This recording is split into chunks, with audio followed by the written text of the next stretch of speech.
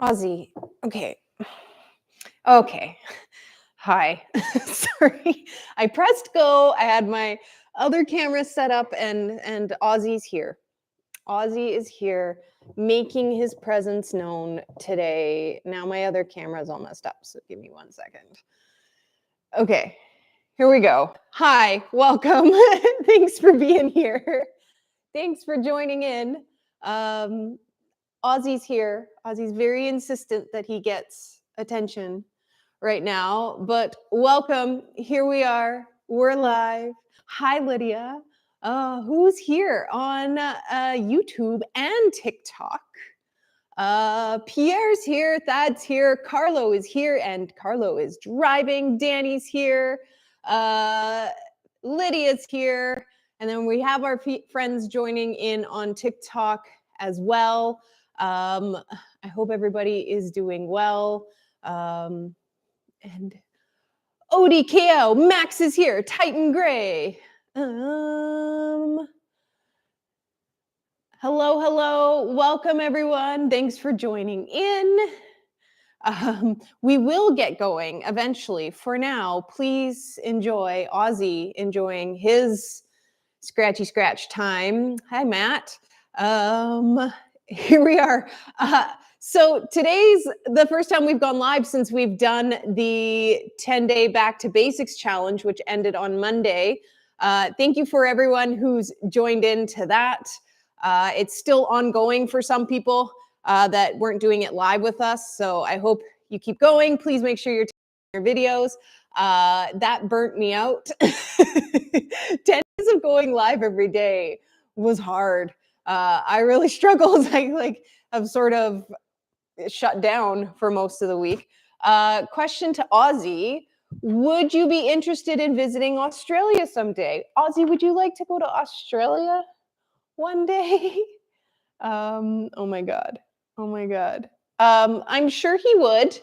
Australia is hard to get to with pets. It's Australia and the UK, you have to quarantine them for like ever. So I don't know if I were working in Australia and the UK, if the cats would come with me. That's a thing. I've thought about it quite a bit.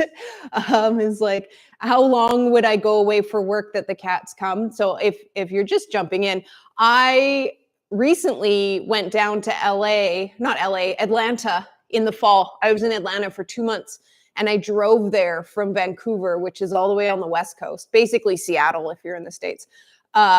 Took me 6 days to drive there, stayed for 2 months and 6 days to drive back. I took my cats with me. They went on like a full 12-day road trip with me and they were fine. They had a fantastic time. Don't let them tell you otherwise. They enjoyed it. And I haven't taken them on a plane yet. So I don't know how they would do on a plane. If George, my other cat, my ginger cat, if he could walk around the plane and not be in a carrier, he'd have a great time. Like he'd be everybody's friend on the plane. He'd go sit with people, but I don't know how they would do on a plane.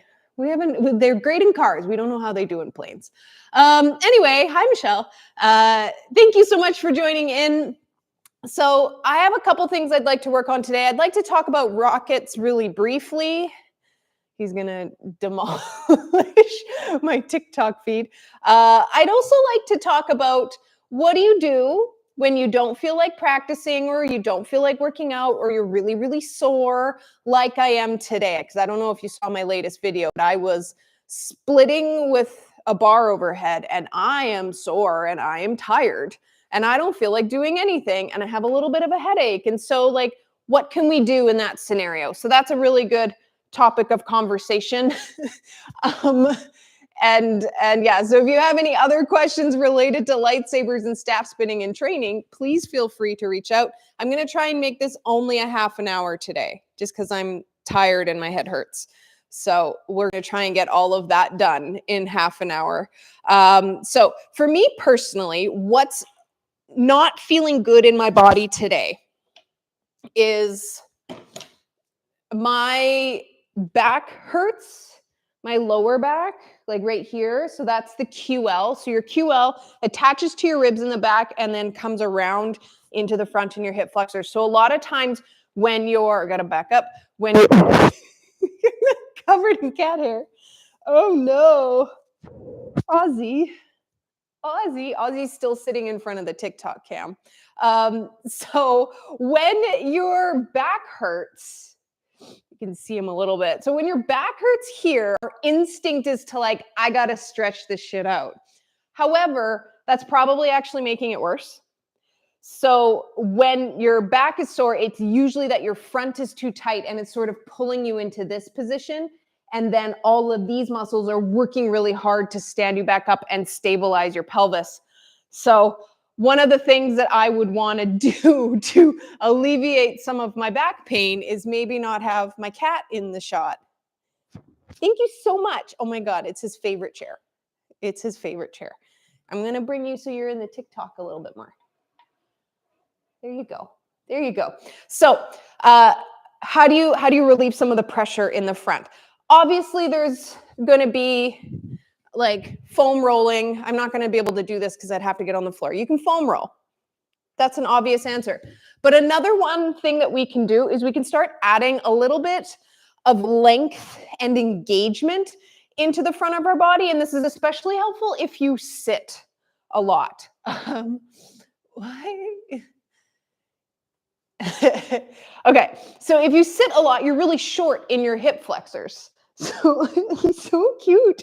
He's just so cute, guys. So a really easy, I'm so distracted by the cat. Are you done? Are you done? No. Yeah, stay on your spot, man.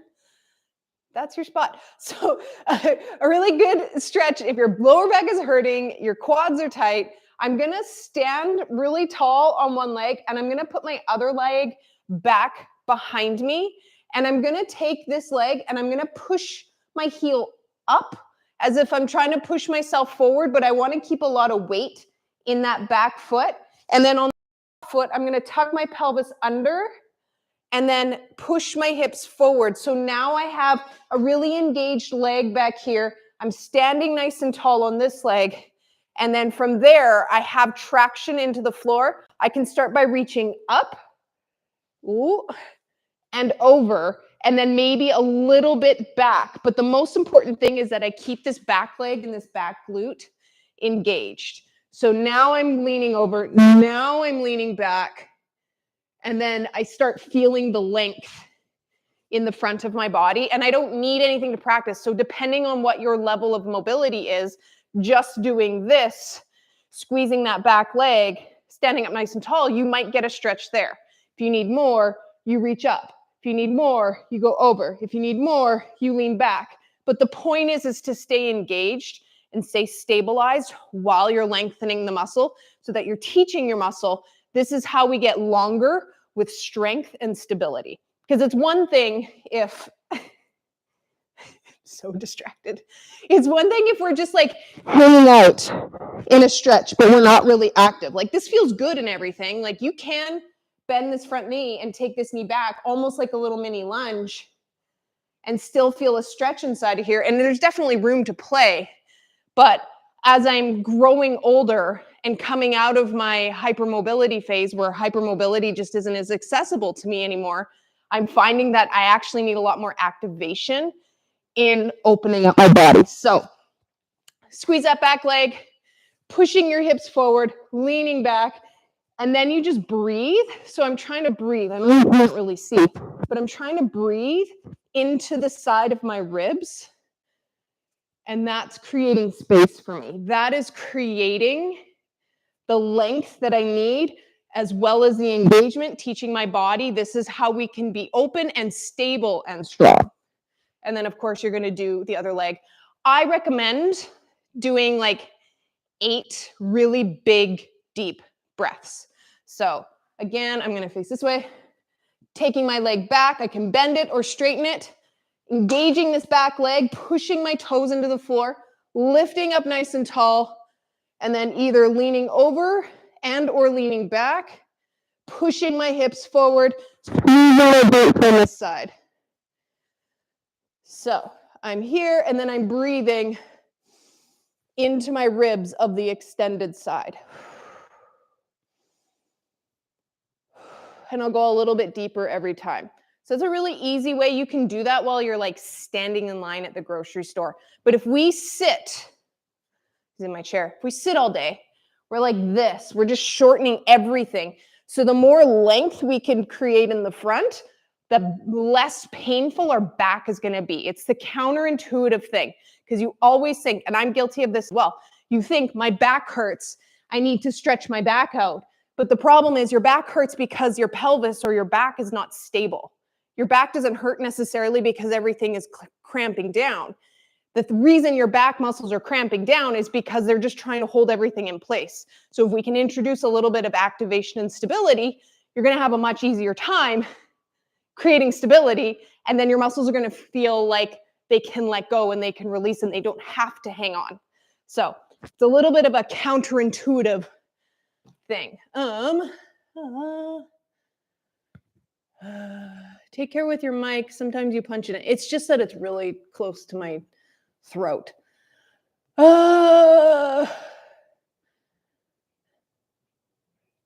Okay. Always dreams of having a Star Wars sword, also known as a lightsaber. How well you handle it. I admire you. Well, thank you so much. Okay, let's talk about some other things that I like to do when I'm not feeling very mobile and not very strong. I have another stretch that I'd like to do with a chair. Actually, my chair has a bit of a step. I know you can't see it on YouTube. Maybe I can drop my screen down a little bit. My cat is taking up my chair, but there's a little step on this chair. I might put my leg actually on the actual seat, but depending on where your mobility, depending on what your mobility is, stop it. Oh my God, this is where we're at. This is our class for today. What? Why are you so mad, bro? Why are you so mad? Anyway, so I'm going to put my chair. I'm going to put my foot on something elevated, and this is really good for your inner thighs. So the first thing we're going to do is you're going to bend your knees. Ouch, Ozzy. Stop that. Stop that. Thank you. Now we're going back to the bottom. So I have my leg elevated. I'm going to send my hips back. You can see this. I'm going to send my hips back like I'm doing a deadlift, leaving my leg up on the surface, and then I'm reaching through the middle and then coming back up. So looks like this, keeping my knees over my toes, hips are going back behind my heels, and then I'm reaching through the middle and then coming back up. Again, my core is staying engaged the entire time because I don't want to be a noodle in this stretch, because then I'm just lengthening or asking my body to lengthen everything, but your body doesn't have any stability or strength in that position. So basically you're just loosening everything without telling your body what you want to do with that length. So I'm keeping my core nice and engaged. I'm leaning forward. I'm pushing my foot down into the floor. And what that does is it opens up a big long stretch in my adductor or my inner thigh.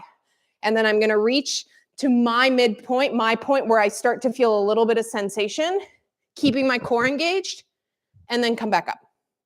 Reach down, hold it for a sec, and then come back up. And you could also do this with a kettlebell or a dumbbell if you want a little bit more weight, and then come back up. So that's opening up my hip while inviting some activation in the muscles in my pelvis, teaching my body, I want length here, I also want stability. So you do that 10 times, you do a couple sets of that, and then you could hold it here if you really wanted to. But again, I don't want you to be a noodle. I want your core and your legs to be activated the entire time. And then obviously you're going to do it on the other side.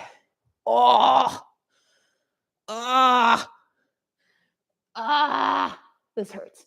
But you're going to do 2 sets of 10 of that. And again, you're moving, you're creating a little blood flow and stability and stabilization at the same time. Another one. I'm going to do one more of these and then we'll talk about rocket. And I'm burping. Okay. So another one that we can do, and I really like this one when my shoulders are feeling a little bit achy. Again, we're doing a lot of internal and external rotation when we're doing these skills. I'm really asking myself to move into these positions. Sometimes if your shoulders aren't used to that, they're not quite stable as they would like to be, you start creating a little bit of pain because a muscle's going to catch, it's going to start compensating for weakness or tightness somewhere else. So again, stretching, while it does feel good, isn't necessarily going to alleviate all the pain. The stretching might make the pain worse. You might get temporary relief, but then later, because you've opened things and not instructed your body what you want to do with it, your body just is like, might as well just go into shutdown mode and kind of freak out a little bit. It's kind of like life. Like sometimes we're doing really good. Other times, it's not good.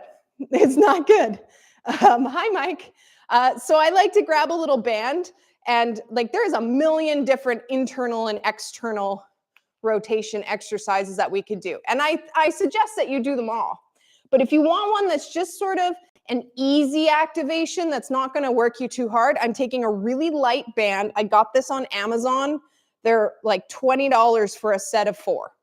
Okay, they're really inexpensive. You could also just do this with something between your hands, like a water bottle, and you can push in.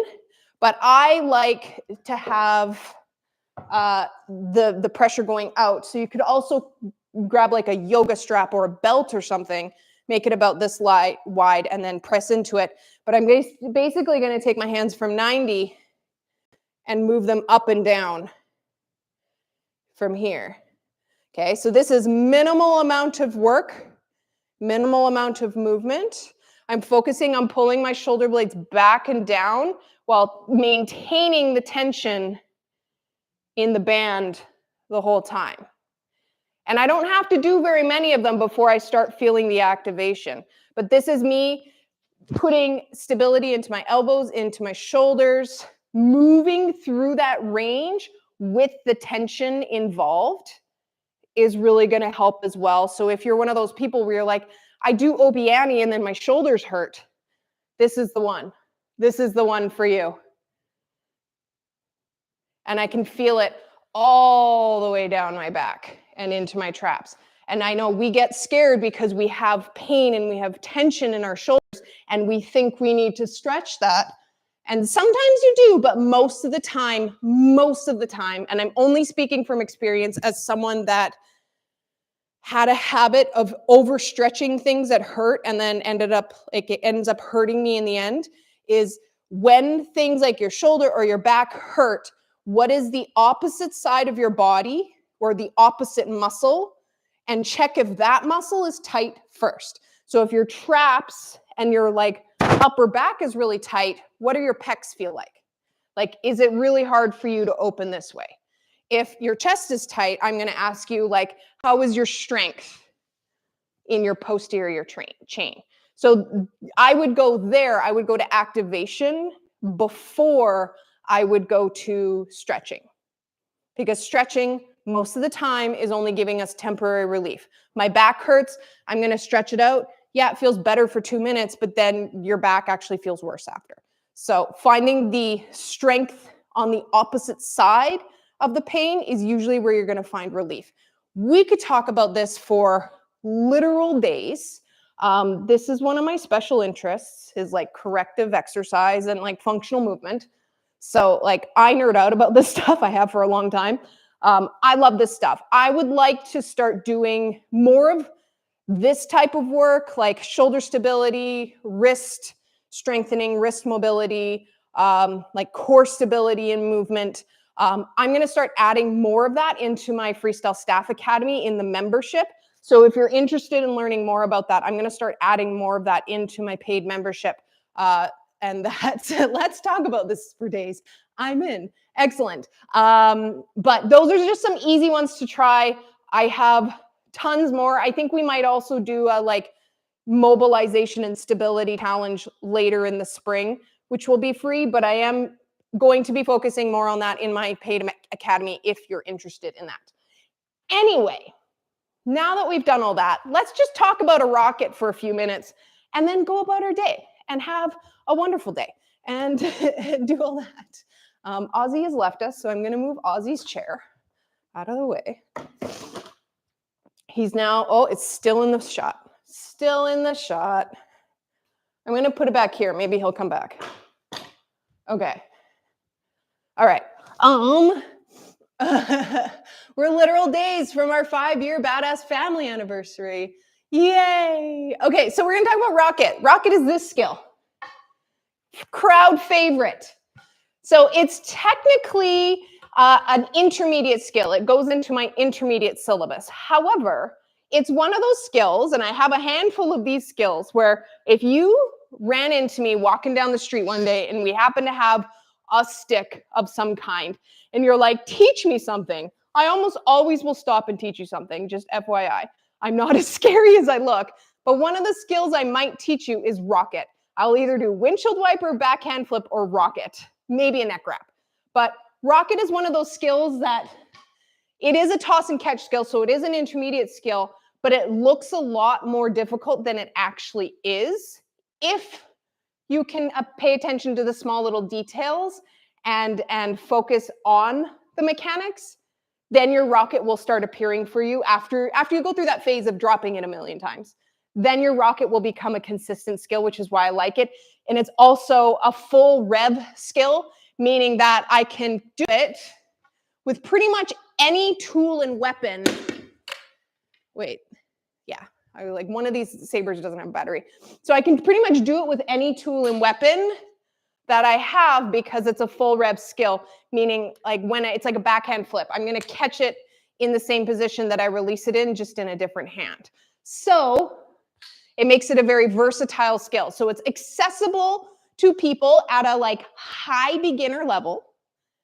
It looks great. It can become really consistent. You can do it with a lightsaber. You can do it with a staff. You can do it with any length of stick. So it makes it a really fun skill to have in your back pocket. ODKO says, how can I toss my backhand flip high? Because apparently I'm having a problem with getting it in the air and catching it in a different place I threw it. Okay, we'll talk about that in 1 second, my friend. So let's just talk about our rocket first. So your rocket, the secret to a rocket is to keep your elbows straight. Okay, I see some cheating. I don't see very much cheating actually out there in the internet land. I see it in person with students who just want to catch it so bad. But for the most part, I feel like people are pretty good about the straight elbows thing. But my releasing hand, I want to make sure that this hand is moving behind my back. Okay, and I'm putting my arm up at this 10 o'clock, 11 o'clock position. If this is noon, my arm is like 10:30, 10.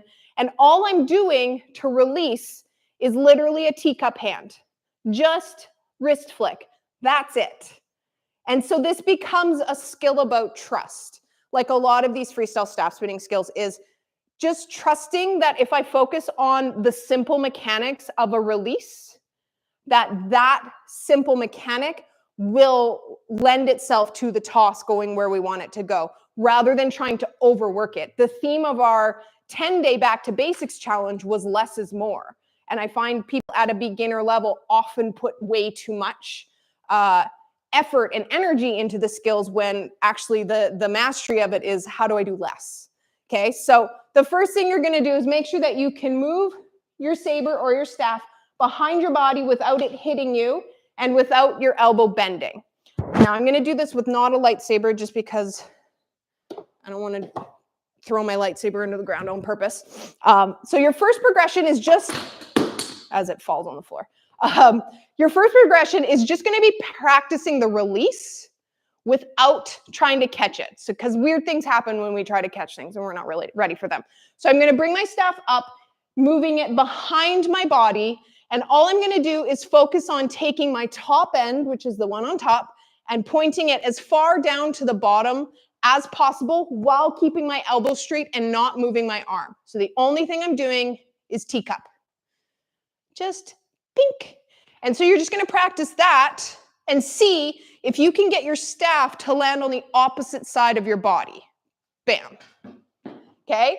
Now, the mechanics of this skill are when I tip my hand down, what I'm trying to do is to get my hand, the palm of this hand, to face that wall.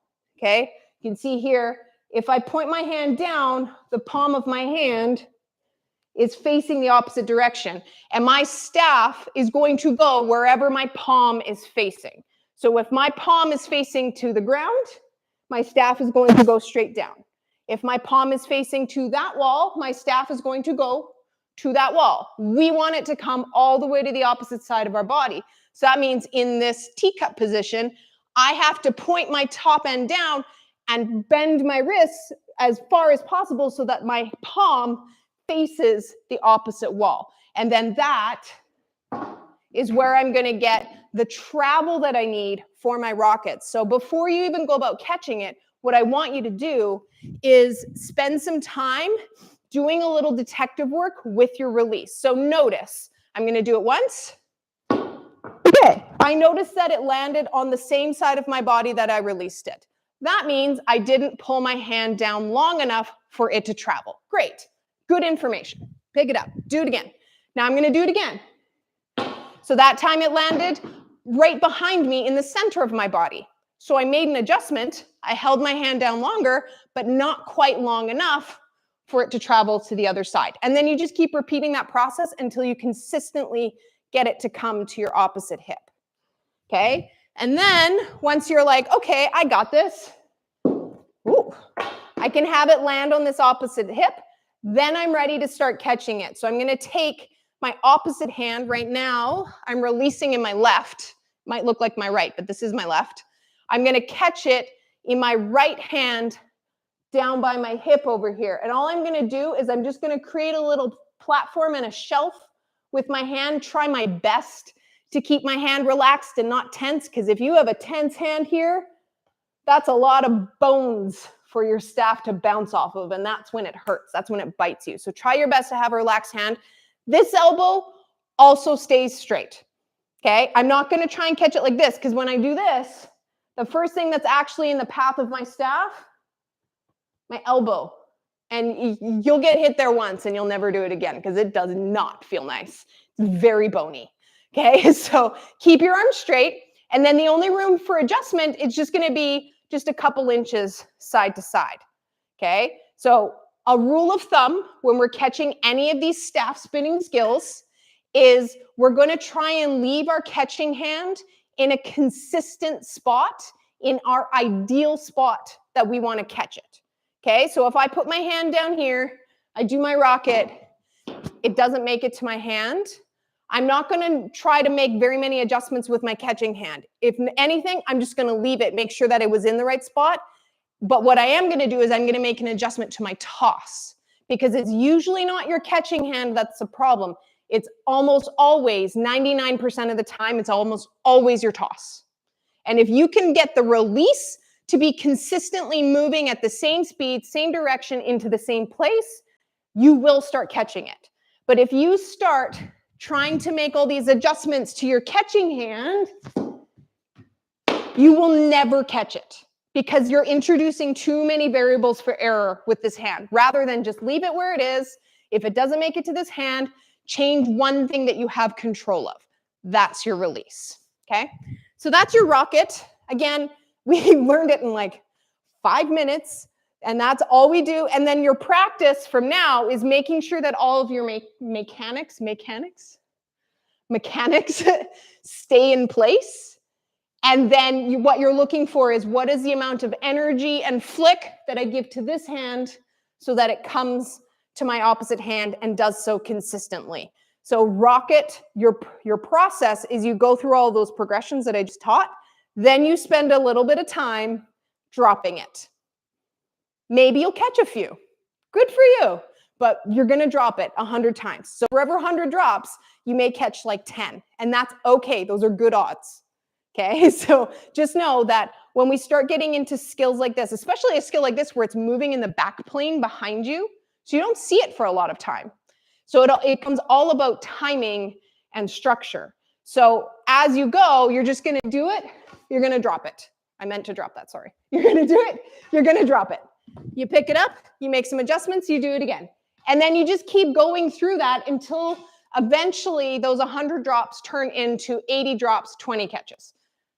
70 drops, 30 catches. And then suddenly without warning, your rocket will just start appearing for you very consistently. It does not take a long time for your rocket to get consistent, provided that you are moving through the mechanics and not bending your elbow and not making too many adjustments where you're inviting variables for error. And then once you have it with the staff, I would suggest you learn it with the staff first, because your staff you can drop. Then once you feel like you have the rhythm of it with your staff, then grab your lightsaber. And I'm just using a wood dowel from a hardware store. So these are very accessible. Just go to your hardware store, grab a wood dowel. This is 7/8, 4 feet. You can get longer, you can get shorter, doesn't matter, but just have something accessible for you to use that's a neutral tool. And then when you're ready, you can move your rocket to your lightsaber. And then there's a whole other list of variables that we have to look at, because I can't catch the blade. Well, I can.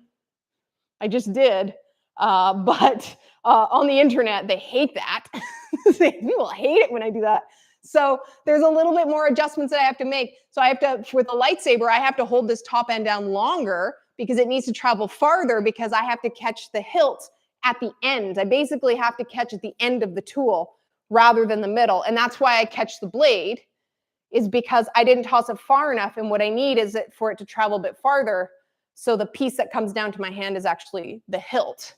So it has a little bit, like that was even too far or not far enough. So I want to be able to grab it here and not here. And that's a very subtle difference with how long I spend in this position before it comes to my hand. But it is very accessible with a lightsaber. I think Johnny even does a reverse lightsaber, which I've been doing that for years. I just didn't have a reverse lightsaber, reverse rocket. Oh my God. He does reverse rocket.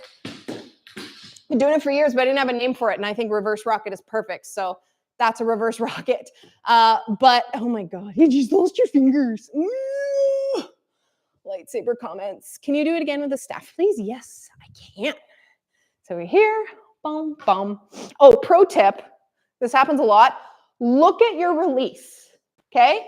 I don't have to look at my catch if I'm looking at my release. If I don't look at my release, I'm looking at my screen, so that's sort of cheating. But if I don't look at my release, I have no idea where my staff or my lightsaber is in space.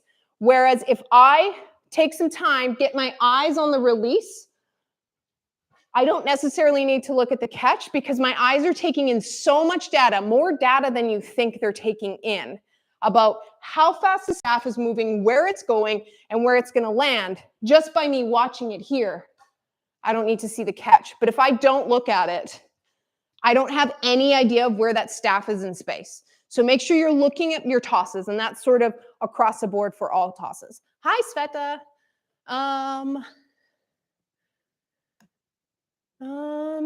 That says, I struggled to make the rocket skill a smooth transition during flow. I ended up pausing to do the skill. Do you have any tips? Yes. So another good way to practice your rocket, because just practicing it one off, we don't create a lot of flow from it. So if like that is saying like, I just can't, I have to I get to it and I have to pause, then go rocket. So what I would suggest is adding figure eights to the top and the end of it. So your rocket is going to come from forward figure eights. So what you can do is start with forward figure eights, move them up to a higher line. Okay, so I just go from my shoulder up to that 10 o'clock position. I do my loop in the front. And then as I do my loop in the back and my palm comes down, that's when I'm going to push down into my release. So I want to practice moving through the figure eight into the release without stopping. And you can go really slow, not too slow that you lose all momentum, but slow enough that you can do that smoothly. So I'm going to go front, back, push. Whoops. Do that again. Front, back, palm comes down, push. Okay. And I would just practice the release that first. So do that a bunch of times. Say do 10. 10 is always a really good number. So I'm going to go front, back, push. And the goal is for my staff to stay moving the whole time.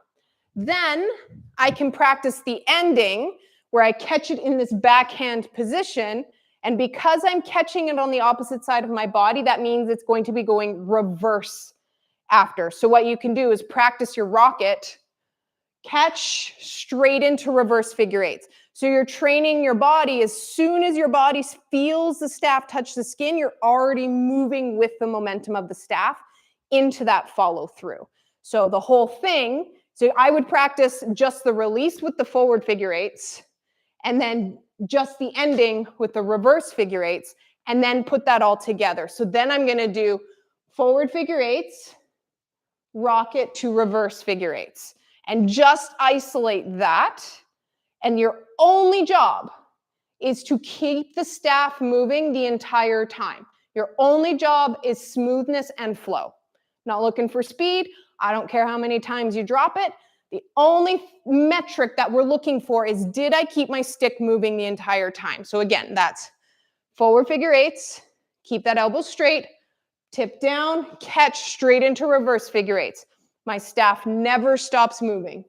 And then that just little isolation of figure eights, rocket figure eights, we'll start adding that flow and continuity back in. And then that connection point and transition point should smooth itself out. I saw another question about the backhand flip not going high enough. Okay, so backhand flips, we talked about these in our Back to Basics course. They're in my Toss and Catch Essentials course, and I think they're also in the Beginner Essentials course. Essential skill, backhand flip. Now, we do them a lot as just a little 1-rep flip, but if you want to start tossing your backhand flips higher, that's also an option. And one of the videos I'm currently editing for the Freestyle Staff Academy and the All Access membership is about high tosses, because being able to toss it high and put your staff where you need it for whatever catch or skill you're doing underneath is a really important skill. So what we want to make sure on the backhand flip specifically is that I still hit this full internal rotation. I'm still doing my best to hit this straight elbow. And then as I kick it up, the kick has to be a little bit higher. Okay? So I could really crank on it and do a little bit of a lift, but it's only going to go so high. But if I want it to go higher, I physically have to guide it higher. So that means my drop down to lift up is going to be a little bit longer, because when I do just a regular backhand flip, whoa, I'm watching the screen. My down and up is very small. But when I do a higher backhand toss, I'm still going down, but then my up. Do you see how my hand goes from my hip to my shoulder? Hip to shoulder. That's how much of a difference it makes for me to toss it a little bit higher. And then you just practice that smoothness. And again, don't worry about catching it. Just practice, how can I still hit this internal rotation, still hit the straight elbow, but then pull it up a little bit higher. It's like you're lifting it high and then pushing it into the air. Now, if you want to place it in certain spaces, that takes a little bit more finesse and technique. So if I do my backhand flip regularly and I want my backhand flip to go straight up the center, then I have to hang on until my palm is facing the ceiling. That's why we wait in this position to get to our internal rotation. Then I lift, it goes straight up. If I want it to go over towards, this is my left, towards my left side, I'm going to let go when my palm is facing the left. Okay, so that may be a thing. Say, for example, you want to do a backhand flip, catch backhand. My backhand catches are going to be a little bit easier if I reach across my body, so I might want to toss it to my left so I can lean into it. Makes the range of motion for that catch a little bit easier. So that means I'm going to release sooner by turning my palm to that open side. Now, if I wanted to go all the way to this side, then I have to do the opposite. I have to hang on longer around the circle and try and get my palm up on this underside as long as possible so that my staff over rotates and then travels that direction. And these are very subtle adjustments. They take time. This is where the finesse comes in, where you've spent so much time with these skills that you can sense these little adjustments. But when we're just learning it, it's just a nice thing to be able to like go outside to a park and huck your stick around and just learn some things about how it moves. So if I want it to go over to my right, I got to hang on longer so that it travels in that direction. So a catch for that may be an overhand slap where I'm catching with a straight arm. I'm making it so I over-rotate the toss so it goes this way, and then I need it over there for my catch that extends on that side of my body. Or if I just want to catch it out here with an extended arm. So depending on where my palm is facing will determine the angle at which your toss leaves your hand. If you want to toss it higher, you have to give it the instructions of turning it under and then pulling it up. Sort of like you're pulling up a blind or something like boop. That's what'll send it into the air. I hope that helped. Are there exercises to help with wrist flexibility? Yes. Do you have tutorials on YouTube? Tons. How do you do the slap? I'm not going to teach the slap right now, but in the Freestyle Staff Academy All Access membership, I am editing a video of slap catch and slap catch into other skills. So join the academy is the moral of the story. I have like over 100 videos that I'm editing right now that will change the game. It's all my like intermediate advanced syllabus. Wrist flexibility. So doing your figure eights will help. This is an active mobility exercise because basically what you're doing is you're moving through a circular range of motion. So again, when we're introducing mobility, just stretching our wrist, while it's good, like passive stretching is good, what we want is we want activation and stability around the length we are creating. So a great one for wrist mobility is simple wrist circles. And what I'm doing is I'm not just like, I'm actually trying to, I don't know if you can see, but I'm actually trying to move through my max range of motion. So I'm trying to pull my fingers as close to my forearm as possible, and then I'm trying to flex my hand as much as possible. Pushing yourself through those ranges because you have to activate in order to pull it back. That's what's going to create the mobility in your wrist. And then same thing, flex and point. I'm strengthening the muscles in my forearms so that they know that it's safe to take your wrist into greater ranges. Rather than me, like I could, or I'd go on the floor and I stretch my wrist. It's good. It's good. You should do that. But you also want to make sure that you're adding the strength into it. That's what downloads the mobility into your body. You could sit in the splits for hours, and yes, your body's going to learn that you want to lengthen, but you're not going to be able to use the flexibility you gain from doing the splits. You know, like just because you can do the splits doesn't mean you can pick your leg up, oh, I'm so sorry, and hold it here. That is a completely different level of mobility. Same thing with your wrists. Just because you can put them into large ranges doesn't mean your body knows what to do with those ranges. So adding the strengthening, stabilizing into the mobility, that's what's going to create it. But doing your figure eights, like doing 100 figure eights a day won't take you very long, less than 5 minutes, will start creating active mobility because you're using the mobility in an active range. Okay, that's all I got for today. Thank you so much for being here. We will be back.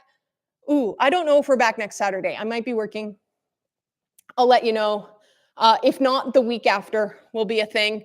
This is why I like to play with heavy weapons. It's good for the tendons and fascias. But be careful, Aniki, because that's a double-edged sword. I'm very, I'd say I encourage you to use as light of tools as possible, just so that you don't hurt yourself. Anyway, thank you so much for being here. Thank you for your lovely questions and engagement. It's so nice to be doing these live streams. I try to do them every week, but like I said, I may not be available next week. But if you want to jump into my Discord channel, that's where I give all the updates. The link is in my bio. If you're looking for training, I have tons of free stuff on YouTube and Instagram and TikTok. I also have the All Access Academy, which is my online membership. It has all of my video tutorials, all of them. Plus you get live classes with me, lesson plans, practice guides. We have our members class coming up on March 29th. So if you want another class on Zoom where you can see me, I can see you, join the Academy, because that's a thing for Academy members, and we're going to be doing more stuff than we do on these live streams. But there's also Beginner Essentials course, Toss and Catch Essentials. There's lots of courses for you to choose from if you just want to like learn some specific things. And then I also have classes in LA coming up. The link for that is in my Instagram. And then I also have our 6-week online boot camp, which is classes I run a few times a year on Zoom. There's a beginner class, intermediate class, and creative combat. So if you're interested in more training, please feel free to check all that out. All the links are in my bio. You know where to find that stuff. You know how to click links on bios. Just go click on things. Have a good time. Nothing's going to happen. Nothing's going to explode if you click on something and don't want it. Okay? That's it for me. If you are practicing some of these skills, if you want to practice Rocket and you want to tag me in your videos, please do so. I always enjoy these sessions. Where are you? I don't know. In my house in Vancouver. Anyway, thank you so much for being here. Join the Discord if you want to stay up to date. I will be back soon. And until then, have a great rest of your weekend. Okay, bye. Okay, I got to end one at a time. All right, bye.